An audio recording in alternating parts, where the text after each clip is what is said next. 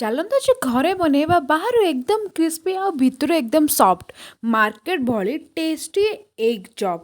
ଆଉ ୟାକୁ ବନେଇବା ପାଇଁ ଆମକୁ ସାମଗ୍ରୀ ବି ବହୁତ କମ୍ ଦରକାର। ୟାକୁ ବନେଇବା ବି ବହୁତ ସହଜ। ତ ଡେରି ନକରି ଚାଲନ୍ତୁ ଷ୍ଟାର୍ଟ କରିବା ଏଗ୍ ଚପ୍।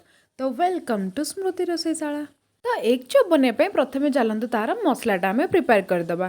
ତ ଏଠି ଗୋଟେ କଢ଼େଇରେ ମୁଁ ତେଲ ନେଇକି ସେଥିରେ ଆବଶ୍ୟକ ଅନୁସାରେ ମୁଁ ପିଆଜ ଦେଇଛି, ଯେଉଁଟାକି ମୁଁ ଗୋଟେ ବଡ଼ ପିଆଜ ଦେଇଛି। ଆପଣ କ୍ୱାଣ୍ଟିଟି ଅନୁସାରେ ନିଜର ଆଳୁର କମ୍ ମଧ୍ୟ କରିପାରନ୍ତି। ତ ପିଆଜ ହାଲକା ଟିକେ ଟ୍ରାନ୍ସପାରେଣ୍ଟ ହେଇସାରିଲା ପରେ ଏଥିରେ ଆମେ ଆଡ଼୍ କରିବା ଅଦା ରସୁଣ ଆଉ ଲଙ୍କାର ଗୋଟେ ପେଷ୍ଟ ମୁଁ ଆଡ଼୍ କରିଛି। ମସଲା ଭଲରେ କଷି ସାରିଲା ପରେ ଯେତେବେଳେ ହାଲକା ତେଲ ଛାଡ଼ି ଆସିବ ସେଇ ଟାଇମ୍ରେ ଆଡ଼୍ କରିବା ଟିକେ ହଳଦୀ ଗୁଣ୍ଡ, ଟିକେ ଲଙ୍କା ଗୁଣ୍ଡ। ତାପରେ ସେତେବେଳେ ସିଝେଇକି ରଖିଥିବା ଆମେ ଆଳୁକୁ ହାଲକା ଟିକେ ହାତରେ ହିଁ ଚକଟିକି ସେଥିରେ ଆଡ଼୍ କରିବା। ସ୍ୱାଦ ଅନୁସାରେ ଲୁଣ, ଅଧା ଚାମଚ ପାଖାପାଖି ଆମର ଧନିଆ ପାଉଡ଼ର, ଅଧା ଚାମଚର ଟିକେ କମ୍ ଏଠି ଜିରା ପାଉଡ଼ର ଆଡ଼୍ କରିବା। ତାପରେ ଆଳୁକୁ ବି ଟିକେ ଟାଇମ୍ ଆମେ ସେ ମସଲା ସହିତ କଷି ନେବା ପାଖରୁ 1ରୁ 2 ମିନିଟ୍, ଯାହାଫଳରେ ଆଳୁରେ ବି ଗୋଟେ ବଢ଼ିଆ ଟେଷ୍ଟ ଆସିଥାଏ। ଏଠି ଦେଖନ୍ତୁ ଆଳୁ ଭଲରେ କଷି ହେଇସାରିଲାଣି। ତାପରେ ଆକୁ ଛାଡ଼ିଦେବା ଥଣ୍ଡା ହେବା ପାଇଁ। ଆଳୁ ମସଲାଟା ଆମର ଥଣ୍ଡା ହେବା ଭିତରେ ଆମେ ସିଝେଇକି ରଖିଥିବା ଅଣ୍ଡାକୁ ଏମିତି ଚୋପା ଛଡ଼େଇ ତାକୁ ଆମେ ମଝିରୁ ଫାଳ ଫାଳ କରି କାଟି ନେବା। ତାପରେ ଏଠି ଆଳୁ ମସଲା ଆମର ବଢ଼ିଆ ସେ ଥଣ୍ଡା ହେଇଗଲାଣି, ଯେମିତିକି ହାତରେ ଧରି ହେଲା ଭଳିଆ। ତାପରେ ଏଠି ଫାଳେ ଅଣ୍ଡା ନେଇକି ଆମେ ବଢ଼ିଆ ସେ ଆଳୁର ଯେତିକି ଆମକୁ ପୋର୍ସନ୍ ଦରକାର ତାକୁ ଆମେ ଅଣ୍ଡାର ଚାରିପଟେ ଭଲସେ କୋଟ୍ କରିନେବା। ଟିକେ ଟିକେ କ୍ୱାଣ୍ଟିଟିର ଆଳୁ ନେଇକି ଆମେ ତାକୁ ହାଲକା ଟିକେ ପ୍ରେସ୍ କରିକି ହାତରେ ଏମିତି ଅଣ୍ଡା ଉପରେ ଆମେ ଗୋଟେ ବଢ଼ିଆ ସେ କୋଟ୍ କରିବା। ଗୋଟେ ସାଇଡ଼୍ ଯଦି ଆପଣଙ୍କର ଗୋଟେ ଥର ଆଳୁରେ କୋଟ୍ ହେଇଯିବ ତ ଭଲ କଥା, ନାହିଁ ତ ହାଲକା ଟିକେ ଆଉ ହାତରେ ଆଣିକି ତାକୁ ବଢ଼ିଆ ସେ କୋଟ୍ କରିନେବେ। କୋଟ୍ କରିସାରିଲା ପରେ ତାକୁ ପୁଣି ଗୋଟେ ହାତରେ ହାଲକା ହାଲକା ହାତରେ ହିଁ ତାକୁ ଅଣ୍ଡାର ସେପ୍ ଦେଇଦେବା, ଯେମିତି ବାହାରୁ ଦେଖିଲେ ସେ ଅଣ୍ଡା ଭଳିଆ ହିଁ ଲାଗିବ। ତାପରେ ଏଠି ଅଣ୍ଡାକୁ ଆମେ ସବୁତକ ବନେଇକି ଏଠି ଦେଖନ୍ତୁ ମୁଁ ରେଡ଼ି କରିଦେଇଛି, ଯେଉଁଟାକି ଆପଣଙ୍କୁ ଦେଖିଲେ ବାହାରୁ ହିଁ ଅଣ୍ଡା ଭଳିଆ ହିଁ ଲାଗିବ।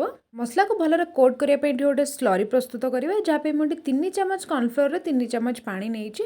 ଆପଣ ସେଇ ଅନୁସାରେ ଆଡ଼୍ କରିବେ ନିଜର କ୍ୱାଣ୍ଟିଟି ଅନୁସାରେ। ଆଉ ଏଠି ଆମେ ଯେଉଁ ନର୍ମାଲି ମ୍ୟାଗି ଖାଆନ୍ତି ମୁଁ ତାକୁ ହିଁ ଗୁଣ୍ଡ କରିକି ନେଇଛି। ଆପଣ ଚାହିଁଲେ ଏହା ବଦଳରେ ଚୁଡ଼ାର ଗୁଣ୍ଡ ହେଉ କି କର୍ଣ୍ଣଫ୍ଲେକ୍ସ ହେଉ ଯାହା ବି ଆପଣଙ୍କ ପାଖରେ ଅଛି, ନାହିଁ ତ ସେମାନେ ସୁଜି ହେଲେ ବି ଚଳିବ, ଆପଣ ତାକୁ ଏମିତି ଗୋଟେ ଅଲଗା ପ୍ଲେଟ୍ରେ ନେଇଯିବେ। ତାପରେ ଆମେ ଯେଉଁ ଅଣ୍ଡାକୁ କୋଟ୍ କରିକି ରଖିଛେ ତାକୁ ସେ ସ୍ଲରିରେ ଡିପ୍ କରି ତାକୁ ବଢ଼ିଆ ସେ ଆମେ କୋଟ୍ କରି ନେବା ସବୁ ସାଇଡ଼୍ରୁ। ଆଉ ୟାକୁ କୋଟ୍ କଲାବେଳେ ଚାମଚ ସାହାଯ୍ୟରେ ହିଁ କୋଟ୍ କରନ୍ତି, ଆଉ ଉଠିଲା ବେଳେ ଏମିତି କଣ୍ଟା ଚାମଚ ସାହାଯ୍ୟରେ ଉଠିବେ, କାହିଁକି ନା ହାତରେ ଯଦି ଆପଣ ଓଦା ହେଇଯିବ ନା, ଯେତେବେଳେ ଆମେ ଏଠି ମ୍ୟାଗିର ଯେଉଁ କୋଟ୍ଟା ନେଇଛେ ତାକୁ କୋଟ୍ କଲାବେଳକୁ ସେ ସବୁ ହାତରେ ହିଁ ଲାଗିଯିବ, ଆପଣ ଭଲସେ ଅଣ୍ଡା ଉପରେ କୋଟ୍ କରିପାରିବେନି। ତାପରେ ଏମିତି ଗୋଟେ ରାଉଣ୍ଡ ଭଲସେ କୋଟ୍ କରିସାରିଲା ପରେ ହାତରେ ଟିକେ ଟିକେ ପ୍ରେସ୍ କରିନେବେ, ଯାହାଫଳରେ ସେ ଭଲସେ ଟାଇଟ୍ ହେଇଯିବ। ଆଉ ୟାକୁ ମୁଁ ଗୋଟେ ଥର କୋଟ୍ କରିଛି, ଆପଣ ଡବଲ୍ କୋଟ୍ କରିବାକୁ ଚାହିଁଲେ ସେମ୍ ପ୍ରୋସେସ୍ ଆଉ ଥରେ ରିପିଟ୍ କରିପାରନ୍ତି। ଗୋଟେ ଥର ସ୍ଲରିରେ ଡିପ୍ କରିକି ପୁଣି ଆଉ ଥରେ ମ୍ୟାଗି ଉପରେ ରୋଲ୍ କରିନେବେ। ତାପରେ ତେଲ ଆମର ମିଡ଼ିୟମ୍ ହଟ୍ ଅଏଲ୍ ଥିଲାବେଳେ ହିଁ ୟାକୁ ଆମେ 7ରୁ 8 ମିନିଟ୍ ଇଚ୍ ସାଇଡ଼୍ ଫ୍ରାଏ କରିନେବା। ଗୋଟେ ସାଇଡ଼୍ ହାଲକା ରେଡ଼୍ ହେଇସାରିଲା ପୁଣି ନେକ୍ସଟ ସାଇଡ଼୍ ଆମେ ଫ୍ରାଏ କରିନେବା। ଯେତେବେଳେ ଦେଖିବେ ଦୁଇପଟ ସାଇଡ଼୍ ହାଲକା ହାଲକା ବ୍ରାଉନ୍ କଲର୍ ହେଇଯାଇଛି, ତାପରେ ଆମେ ସେଇ ମୋମେଣ୍ଟରେ ଏହାକୁ କାଢ଼ି ନେବା। ଏଇଠି ଆପଣ ଦେଖିପାରୁଥିବେ ଆମର ଚପ୍ଟା ଦୁଇ ସାଇଡ଼୍ରୁ ହାଲକା ବ୍ରାଉନ୍ ହେଇଯାଇଛି, ତ ମୁଁ ଆକୁ ଏଇ ମୋମେଣ୍ଟରେ କାଢ଼ି ନେଉଛି। ଏଇଠି ଆପଣ ଶୁଣିପାରୁଥିବେ କି କେତେ ବଢ଼ିଆ କ୍ରିସ୍ପି ହେଇଛି। ଆଉ ଆକୁ ଯେତେବେଳେ ମୁଁ କାଟିକି ବି ଆପଣଙ୍କୁ ଦେଖାଉଛି, ବାହାରୁ ତ ଆପଣ ଦେଖିଲେ କ୍ରିସ୍ପି ଅଛି, ଭିତରୁ ଏକଦମ ସଫ୍ଟ ଅଛି।